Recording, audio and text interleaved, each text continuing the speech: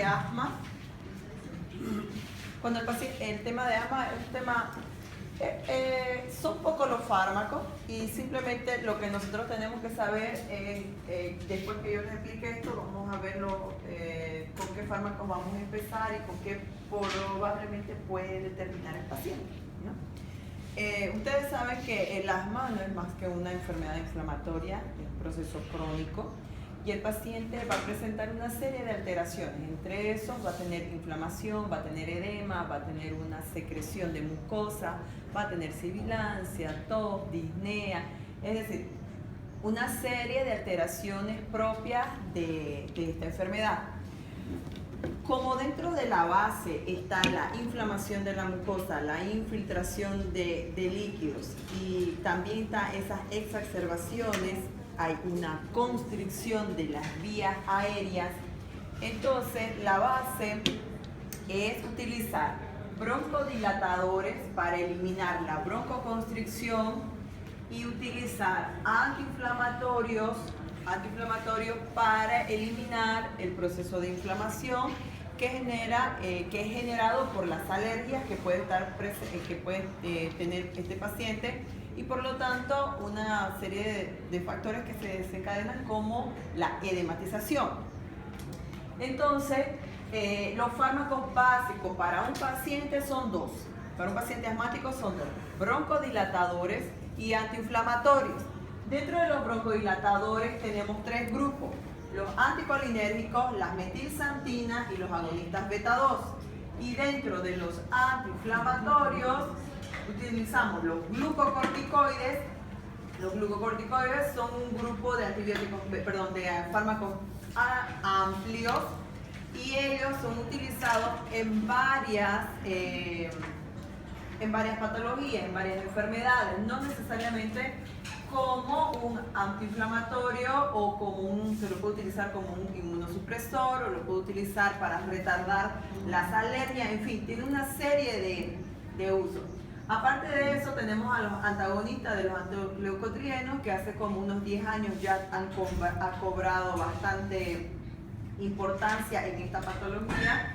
El omalizumab, que es uno de los últimos fármacos y es prácticamente la moda dentro de la industria farmacéutica porque estas son, vamos a decir así, la última alternativa en las patologías donde están relacionadas al sistema inmunológico. Y tenemos por último el cromoglicato, que es inhalado. Empecemos con los broncodilatadores. Su mecanismo de acción, es decir, su modo de acción, el resultado de estos fármacos es favorecer la broncodilatación, por lo tanto voy a mejorar el flujo sanguíneo, el flujo respiratorio.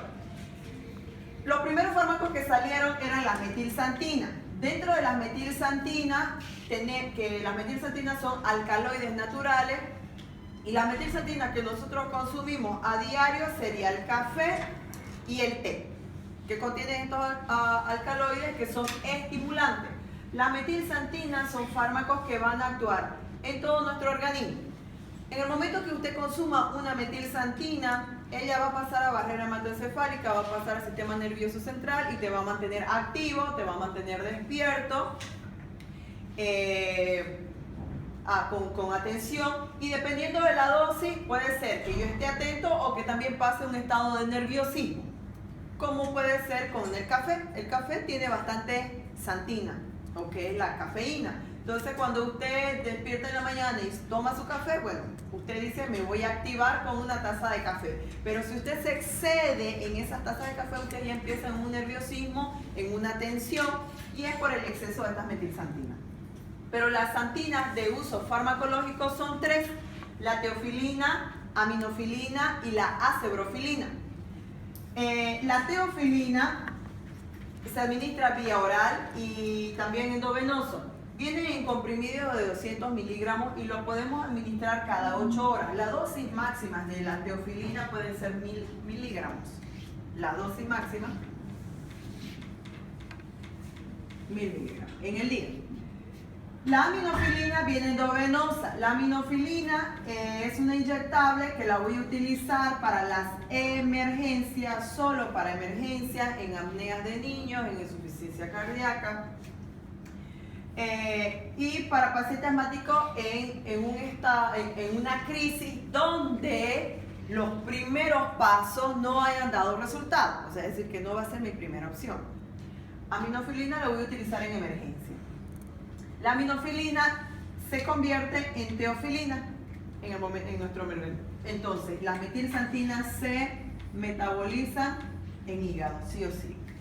Y la acebrofilina, que es la última metilsantina, es una nueva droga, la acebrofilina, que se administra vía oral, se caracteriza porque esta tiene menos reacciones adversas que la anterior. El problema de la metilsantina, que por eso es que ellas han pasado a ser una de mi tercera opción, es por la serie de reacciones adversas que ella manifiesta, y la segunda es porque ellos son los fármacos de franja terapéutica estrecha o de ventana estrecha, que ya hablamos que quiere decir que su dosis terapéutica está cerca de su dosis tóxica. Y hace rato yo les dije que ellos pasan a nivel central, a nivel de corazón ellos me van a producir taquicardia, y es aquí donde el paciente tiene sus problemas, porque resulta que la teofilina a 300 miligramos le voy a dar cada 8 horas, ¿no? Estoy prácticamente casi cercando a los 1000. O puedo darle solamente, si es solamente el paciente amerita, solamente 2 veces al día.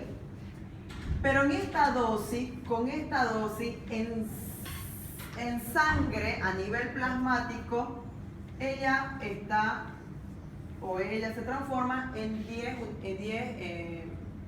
microgramos. Con 10 microgramos, o sea, es decir, en la dosis terapéutica, ya mi paciente presenta taquicardia. Si el paciente consume más, porque tal vez le dijo, mire, con 2 usted está más que suficiente, con 2 usted está broncodilatado. Si el paciente consume una dosis más, porque ya no la necesita, entonces ya yo no voy a tener 10 miligramos, tal vez yo pueda tener 5 más, sería 15. Y generalmente la dosis tóxica está a partir de los 20 microgramos. Dosis tóxica, paro cardíaco. Dosis terapéutica, taquicardia. Ya con la dosis terapéutica el paciente presenta las reacciones adversas. Por eso es que estos fármacos solo van a ser administrados en pacientes crónicos y solo van a ser administrados si el paciente no consume teofilina vía oral. ¿Está entendiendo? Para no hacer la acumulación. Se metaboliza en hígado y se elimina por filtración renal, a nivel renal. Por lo tanto, no puedo darle a paciente con insuficiencia hepática y tampoco a paciente con insuficiencia renal. La teofilina se administra vía oral, y igual la teofilina es mi tercera opción en un paciente, y cada vez que el paciente llegue a emergencia y le diga, mire, estoy fatigado, me falta el aire, hay que preguntar, ¿usted es asmático? Sí. ¿Qué medicamento toma? Salbutamol con Atroven o Verotel con Atroven. Ya en mi casa me coloqué el salbutamol, inhalé, ya hice todo, pero sigo con esta fatiga. La pregunta clave, ¿usted qué otro medicamento toma? ¿Usted toma teofilina? ¿Algún medicamento que usted toma oral cada 8 horas o cada 12 horas? Sí, teofilina. Entonces, se supone que si él no tomara teofilina, para sacarlo de esa crisis yo le voy a dar aminofilina. Pero si es un paciente crónico que ya viene tomando, o en la mañanita tal vez él tomó su teofilina, pero el ataque le vino a las 12 y llega a emergencia a las 12, el paciente no puede recibir aminofilina endovenosa. Cuando se administra aminofilina endovenosa en el paciente que no consume teofilina o que no es un asmático crónico que consume teofilina, se lo debe administrar diluido y en infusión lenta, porque si no, me causa un paro cardíaco si se lo administra de manera rápida. ¿Okay? Vamos con anticolinérgicos. Los anticolinérgicos tenemos 3: bromuro de oxitropio, bromuro de tiotropio y bromuro de hipatropio. El bromuro de hipatropio ustedes lo conocen como Atroven. El Atroven es un anticolinérgico que a nivel de músculo liso bronquial lo que va a hacer es inhibir o va a competir con la acetilcolina, porque cuando se libera acetilcolina en músculo liso bronquial me produce constricción, broncoconstricción. Entonces yo necesito retirar esa broncoconstricción producida por la acetilcolina. Voy a dar un bromuro de hipatropio. La ventaja del bromuro de hipatropio es que él me ayuda a secar las secreciones, o sea, me disminuye la producción de secreciones, que es justamente lo que el paciente está presentando. Pero no son fármacos que yo puedo utilizarlos de manera continua, es decir, no los puedo utilizar todos los días, solamente están destinados por su misma vía de administración en gotitas para inhalar, solo lo puedo utilizar en crisis y no lo puedo utilizar solo, van acompañados de los agonistas beta 2. Los agonistas beta 2 hoy en día son los fármacos que son los fármacos estrellas para el paciente asmático. Tenemos de diferentes tiempos de administración. Tenemos lo que se administra cada 8 horas, lo que se administra cada 12, cada 24 y lo que se administran más de 24 horas. Es decir, que su duración dura más de 24 horas. Es decir, una sola vez al día, generalmente un día y medio tarda su acción, dura su acción. Dentro de los de acción corta tenemos los más conocidos, salbutamol y fenoterol. A este salbutamol se lo conoce como el albuterol. Albuterol, y a nivel mundial el primer salbutamol que salió con nombres comerciales es Ventolin.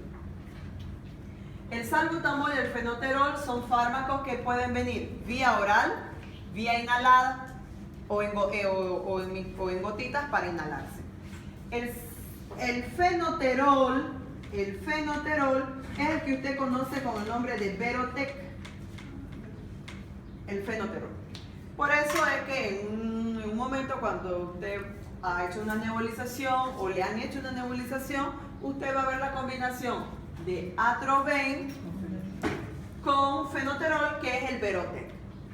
Esa combinación la utilizamos para una nebulización y la utilizamos para las crisis. Lo voy a utilizar para las crisis. A veces el niño está muy resfriado, no es asmático, pero tiene mucho resfrío, tiene muchas secreciones. Entonces, para mejorarle la respiración, porque se ahoga el niño, porque está congestionado, entonces le damos fenoterol para favorecer la respiración, para que haya una broncodilatación. Pero como tiene muchas secreciones, le voy a dar Atroven, que es el bromuro de hipatropio, porque él me disminuye las secreciones, es decir, la seca, para que el niño no se broncoaspire con esas secreciones, que muchas veces niños mueren por nada más, ¿no? Porque los bebecitos no tienen la capacidad de escupir o de eliminar las secreciones. Ellos lo que hacen es deglutirla para eliminarla por eso. Entonces, para muchas veces evitar de que haya una broncoaspiración, tenemos que pasar por un Atroven. El salbutamol, ¿cuál es el mecanismo de ellos? Estos fármacos lo que hacen es estimular el receptor beta 2, que fue lo que vimos el año pasado en farmacología 1. Son fármacos que el salbutamol va a venir, estimula el receptor beta 2 en corazón, en pulmón, y me va a producir una broncodilatación. Pero no solo hay receptor beta 2 en pulmón, también tenemos en útero. Entonces, en útero va a producir también una dilatación, es decir, en realidad va a producir una relajación. Entonces, también es favorable en una mujer embarazada que tiene asma, porque puede ser que este proceso de el asma, muchas veces en su nerviosismo, en su tensión, empiezan a ir un trabajo de parto. Entonces, para que no ocurra un parto a destiempo, utilizamos este mismo salbutamol para broncodilatar y para relajar y retrasarle el parto prematuro. Entonces, un asmático, un paciente asmático que está iniciando por primera vez, el fármaco de elección son los agonistas Beta 2. Si este paciente tiene crisis, los fármacos utilizados para la crisis de manera inhalada son salbutamol o fenoterol, cualquiera de los dos. ¿Por qué? Porque son de acción corta, y al ser de acción corta, su inicio es rápido. Si está en crisis, yo necesito que el paciente salga rápido, por lo tanto le voy a dar esto, porque en el momento que él empiece a inhalar, generalmente se utiliza demanda, pero la dosis terapéutica de estos inhalados son 2 PAF. 2 PAF, y él tiene que empezar a sentir mejoría cada 4 horas. Si el paciente es un paciente asmático crónico, es decir, yo tengo que evitarle que a él aparezcan las crisis, porque es un paciente que no sabe en qué momento le van a venir las crisis, pero él ya sabe que en el día tiene 2 o 3 veces al día tiene las crisis, entonces él necesita administrarse los agonistas beta 2 de acción prolongada. ¿Por qué? Porque duran de 12 a 24 horas la acción broncodilatadora. Entonces lo que voy a hacer es proteger al paciente de una crisis en el día. Vuelvo a repetir, para las crisis del paciente, las crisis que él no las tiene controladas, utilizamos salbutamol y fenoterol.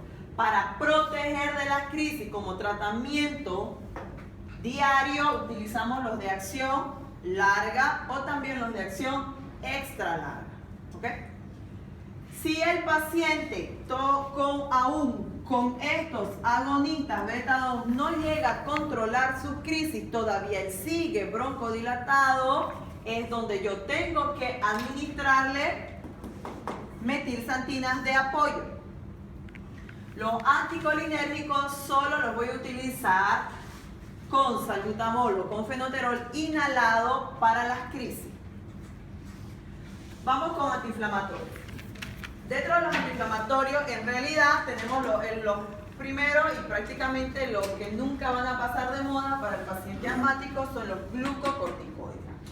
Los glucocorticoides tienen varias vías de administración, y los que utilizamos para el asma, porque hay glucocorticoides que se utilizan para determinadas enfermedades, pero para el asma, por venir inhalado, tenemos budesonida, fluticasona, salmeterol, beclometasona, la otra.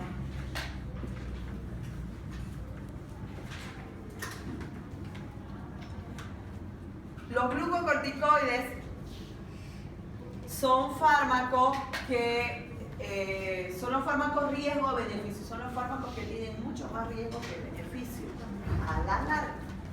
Ustedes deben saber, ustedes me imagino que habrán pasado en fisiología la formación de los glucocorticoides y cuál es la importancia que ellos tienen en nuestro organismo. Y estos glucocorticoides, en un inicio, de manera aguda, en crisis, en los primeros años, para el paciente son beneficiosos.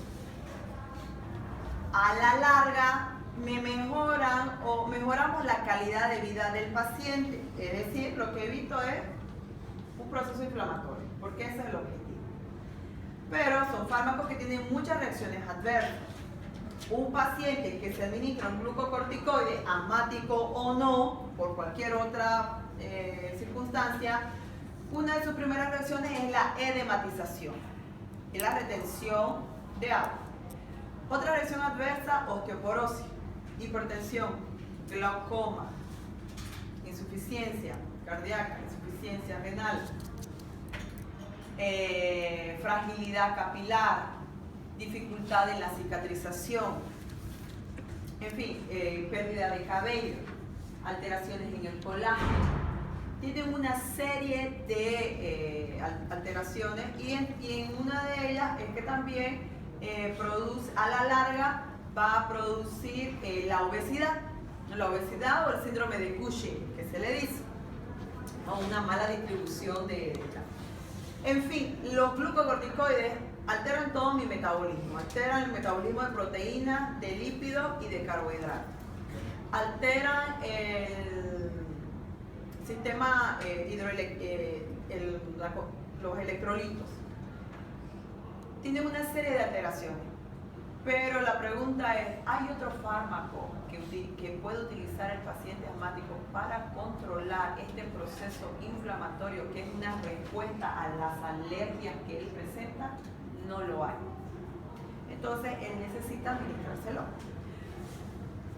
Budesonida, fluticasona, salmeterol y beclometasona. Todos estos fármacos ya vienen, para el paciente asmático, ya vienen combinados con agonistas beta-2 de acción corta o vienen combinados con los agonistas de acción larga o extra larga.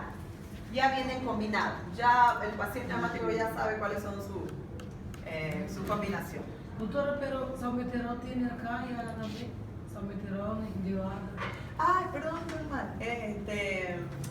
Budesonida, fluticasona y beclometasona. Sí, salmeterol es el agonista beta-2. Budesonida, fluticasona y salmeterol, beclometasona. Estos tres se los combina con cualquiera de estos agonistas beta-2, de acción corta o de acción larga. Esta combinación del glucocorticoide ya entra en una escala donde el paciente tiene que controlar su crisis todos los días como tratamiento continuo. Quiero que atiendan bien. Paciente asmático que recién inicia, es decir, a los 5 años, por ejemplo, viene la mamá y le dice, mire doctor, le cuento que a mi niño le falta el aire, lo veo medio plomito, mire, lo veo medio, le falta el oxígeno. Usted va a diagnosticar, hace todos los estudios, tiene asma. Porque tal vez la familia es alergénica, tiene alergia, hay antecedencia, en fin. Entonces el primer fármaco que le dice, ¿es la primera vez? Sí, es la primera vez. Entonces el primer fármaco que yo le voy a dar para que él se lleve a su casa va a ser salbutamol o fenoterol.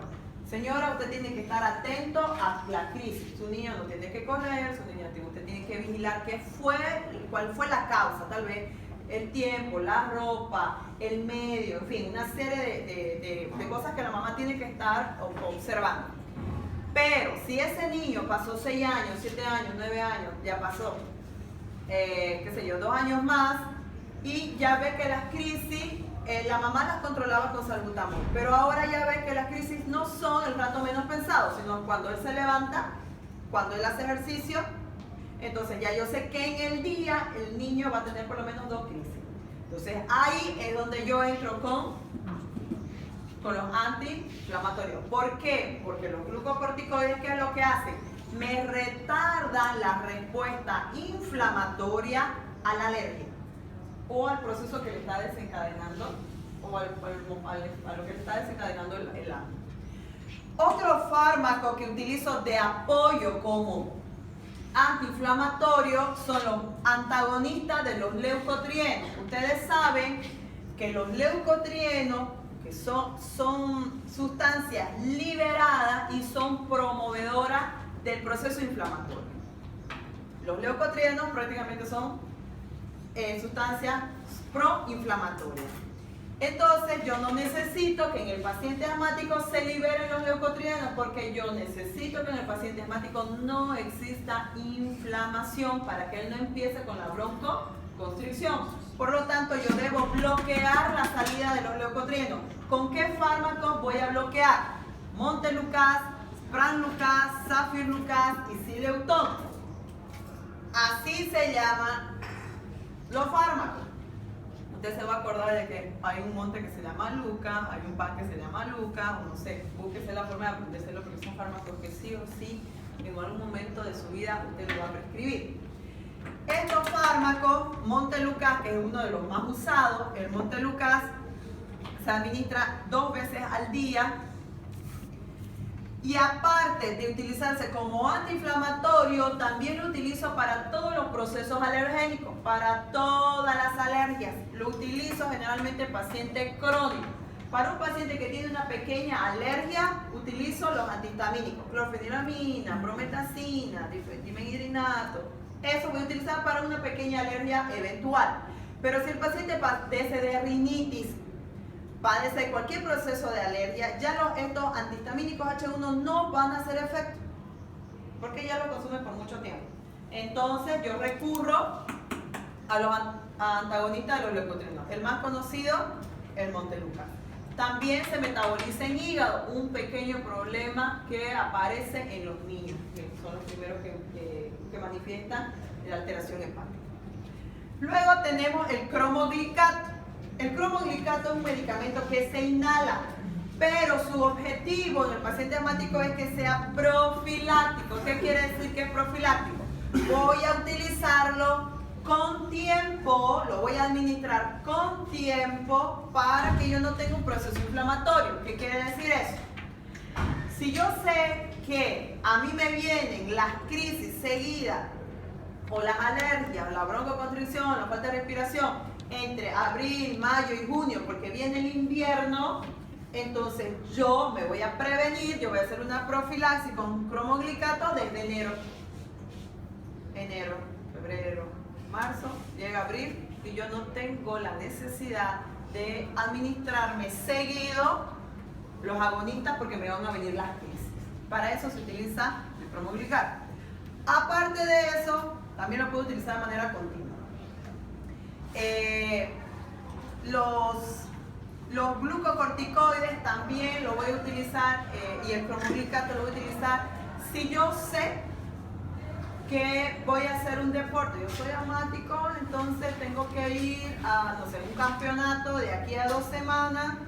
Entonces, antes de hacer ejercicio, sin la necesidad que me venga la crisis, me administro inhalo para evitar una crisis durante el partido o después del partido.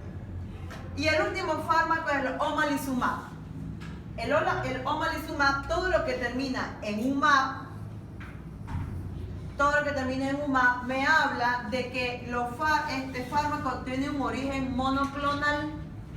¿Qué es origen monoclonal? Que quiere decir que no es más que un anticuerpo sintético. Eso quiere decir, es un anticuerpo sintético. Es una IgE sintética. Este tipo de fármacos ya no actúa broncodilatando, en un músculo liso bronquial, ni nada. Directamente actúa sobre la IgE, actúa directamente sobre el sistema inmunológico. Entonces, ¿qué es lo que va a hacer? Me va a deprimir el sistema inmunológico para que no responda a las alergias. Por lo tanto, de esa manera yo bloqueo todo proceso alergénico y el asma está dentro de él. Uno de los problemas a la larga de utilizar el omalizumab es que el paciente llegue a ser inmunodepresivo, ¿no? Tenga una inmunodepresión. Todos estos fármacos se metabolizan en hígado, lamentablemente, todos los fármacos. Y el omalizumab es el único que se administra de manera subcutánea. Cuando se administra de manera subcutánea, se administra prácticamente una vez al mes porque dura 26 días aproximadamente. ¿Cada dosis? No, claro, cada dosis. Una dosis de omalizumab dura 26 días. Necesariamente solo administrarlo uno. ¿Cuánto sale en Bolivia, aquí en Santa Cruz? Que sale como 13.000 bolivianos.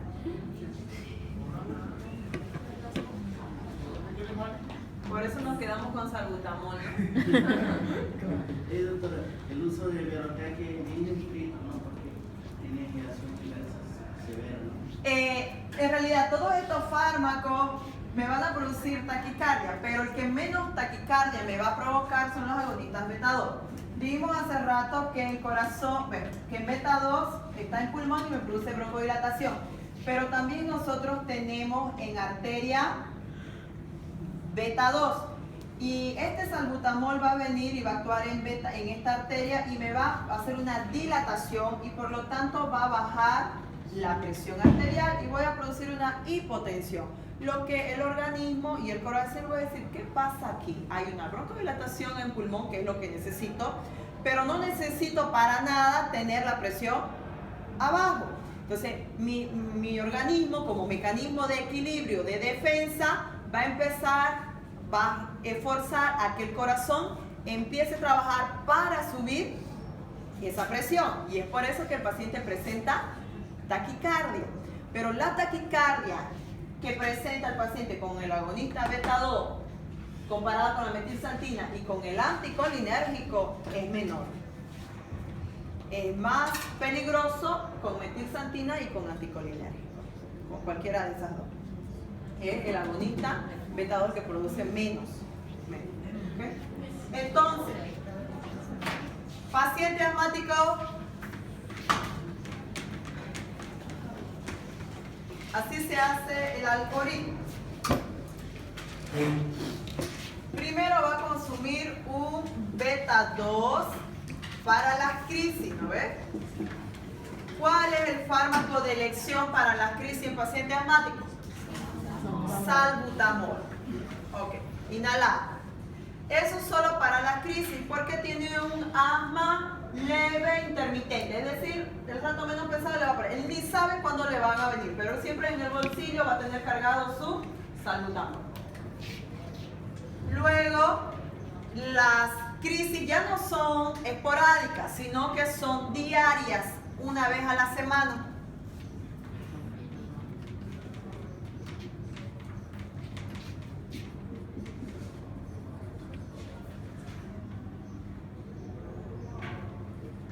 Dos o una vez a la semana. Entonces, ahí el paciente ya sabe que a la semanita le van a venir 2 veces. Ahí él empieza con un glucocorticoide a dosis baja. Siempre empezamos glucocorticoide a dosis baja. ¿Por qué? Porque así como el fármaco me protege de la inflamación, pero el fármaco no solamente hace esa función, sino que también me va a empezar a hacer unas degeneraciones en el cuerpo. Entonces, si yo aumento rápido las dosis, el paciente se edematiza, el paciente va a tener glaucoma, va a tener catarata, hipertensión, problemas de la coagulación, problemas de la cicatrización, edematización, una serie de alteraciones. Entonces, el paciente todos los días va a consumir glucocorticoides y para su crisis siempre va a utilizar salbutamol. Pasado eso, el paciente consume su glucocorticoides, por ejemplo una budesonida, y dice así, ¿sabe qué, doctor? Le cuento que igual ya mis crisis no están siendo controladas, ya aparecen 3 crisis, ya no tengo 2 ni una, son 3 y le cuento que ya son muy seguidas y son generalmente en las mañanas. Entonces ahí va a tener que poner un glucocorticoide más un agonista beta 2 de acción larga y seguimos con el glucocorticoide a dosis bajas. Pasa el tiempo y le dice, mira doctora, ya tomé yo mi salmeterol, ¿no? Mi salmeterol con mi budesonida. El glucocorticoide con agonista beta 2 bajo y... Solo eso. Glucocorticoide a dosis baja más agonistas beta 2 de acción larga. Cualquiera de ellas, sea salmeterol, clenbuterol, clenbuterol. El paciente va a pasar muchos años con esto, va a pasar y va a empezar a hacer resistencia. No nos olvidemos que estamos hablando sobre receptores. Entonces los receptores van a empezar a tener tolerancia. Ahí es donde yo voy a tener que hacer así. Un glucocorticoide dosis media. Continúo con el agonista beta 2 de acción larga. Subo ya la dosis del glucocorticoide. Estando en dosis media, pasa el tiempo y dice, doctor, todos los días, en la mañana, en la tarde, cuando hago ejercicio, cuando me emociono, cuando me pongo triste, tengo estas crisis. Tengo mucha alergia, estoy muy mal. Entonces ahí, no, usted no puede, generalmente los endocrinólogos, los alergólogos no suben la dosis, sino que dicen, bueno, muy bien, vamos a potenciar la acción antiinflamatoria con un Montelukast, por ejemplo, un Montelukast más, seguimos, el agonista beta 2 de acción larga. Pasa el tiempo y le dice, doctor, le cuento que igual ya no puedo, me falta la respiración todos los días, muchas veces no ando, ya no trabajo, en fin. Bueno, a glucocorticoide a dosis media, más mi Montelukast, potencio mi acción antiinflamatoria, lo que tengo que potenciar es mi acción broncodilatadora. Entonces sigo con mi agonista beta 2, cualquiera de estos, y ahí aumento teofilina. Entonces, ¿cuántos medicamentos está consumiendo el paciente? 1, 2, 4.